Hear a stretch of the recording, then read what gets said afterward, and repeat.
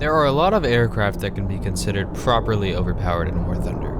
When we take a look at all the planes that people commonly complain about, some familiar names pop up. The XP-50, Su-11, and to an extent the Ju-288 are all examples of planes that people love to hate on. But there exists one plane missing from that list that has seemingly flown completely under the radar, and that is the Hornet Mark III.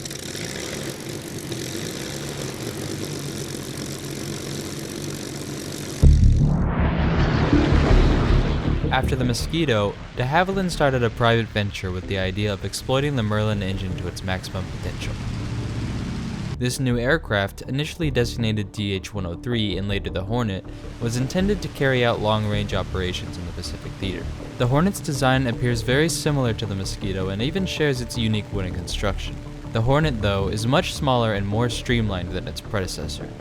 Several refinements made to the Rolls-Royce Merlin and improved aerodynamics would ultimately prove the Hornet to be a very powerful fighter for the Royal Air Force.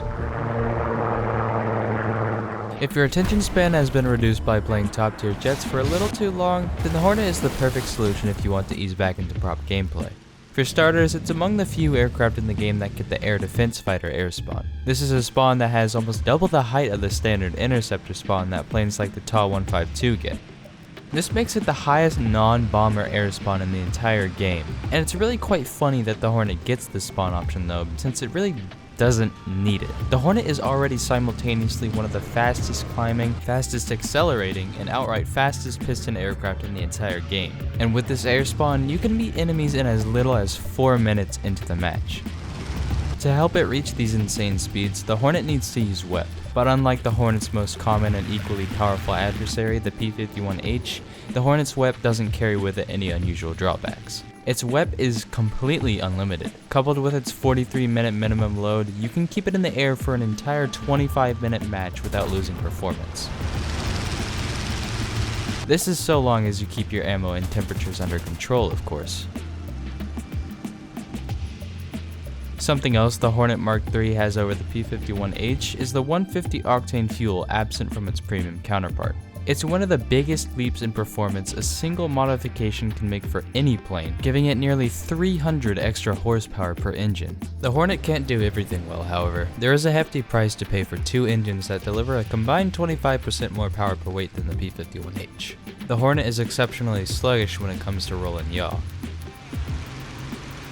This ensures that you never have an easy kill against a maneuvering target.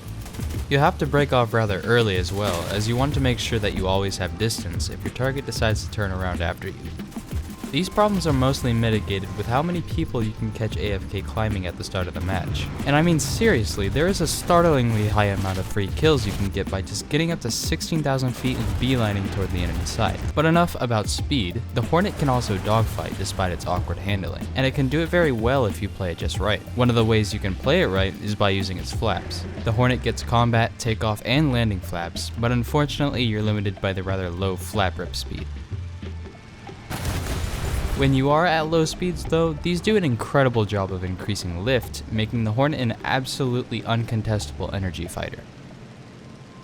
Being slow does make you quite vulnerable, however, and when an enemy plane comes swooping in, the first instinct for the average player is to dive straight down. All fighters in this kind of dive are limited to how fast they can get because all fighters have a rip speed. The Hornet is no different, but that's not to say it isn't unique in this category either.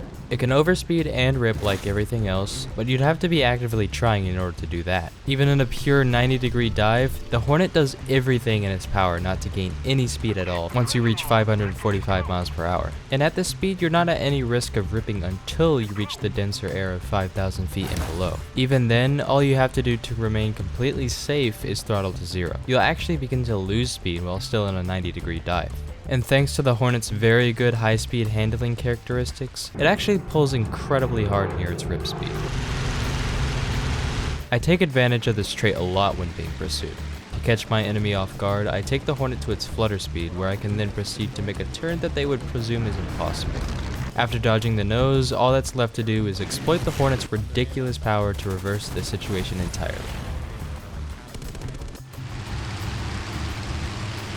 The Hornet has a really tight concentration of armor. It's exclusively placed at the front of the aircraft, where it really only serves the purpose of protecting the pilot from front and rear aspect shots. It does a pretty good job at it though. Head on, the pilot will survive a direct hit from even an AP round of calibers all the way up to 50 cal. High explosive 20mm will also generally do very negligible damage when it hits the nose.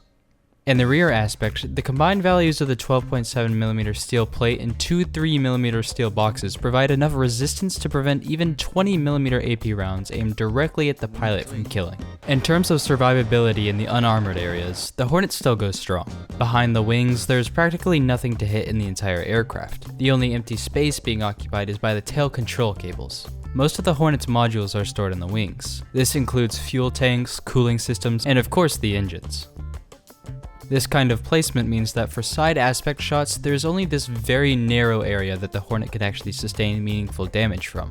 Now you may have noticed that these wings do hold quite a lot of fuel tanks. Usually when your plane's fuel tank count is high, so too are your chances to be set on fire. And it is true, for the most part, that the Hornet will be set on fire often when hit in the center of mass. But for a wooden plane, the Hornet is very resilient to fires. Fuel fires will almost never kill the thing, even if it does manage to last for more than a couple seconds.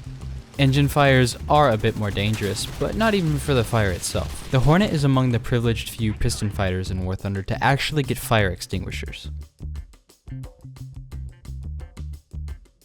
The problem lies in the fact that an engine fire always means a dead engine. With the Hornet, flying on one engine creates a unique issue, since each of its engines have so much space between them. Each one being so powerful means that flying too slow runs the risk of entering a spin. If one of your engines happens to die, I would highly recommend that you return to base immediately.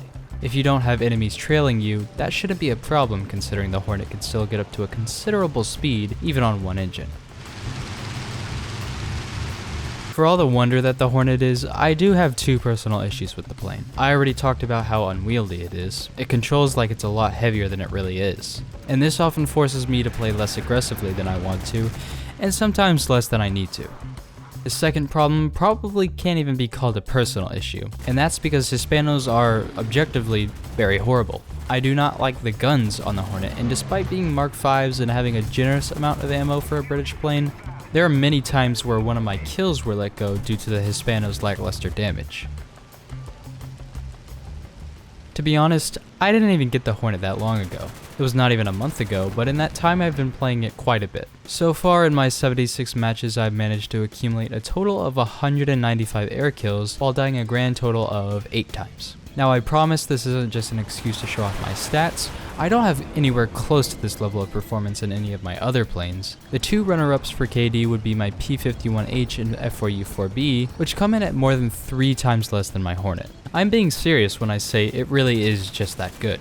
It's got a busted airspawn, unparalleled engine performance, and surprisingly great survivability. If you're looking for a new plane to have fun in, / stomp the ever-living hell out of German 6.0 air, then I highly recommend that you start grinding the Hornet out today.